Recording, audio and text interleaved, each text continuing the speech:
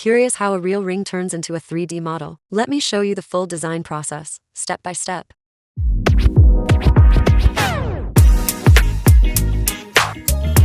Welcome to my channel and thanks for being here. I've already made this ring, but now I want to create its 3D design and share the process with you. It's always interesting to take a physical piece and bring it back into the digital world. In this video, I'll walk you through step by step as I recreate the 3D model of this ring.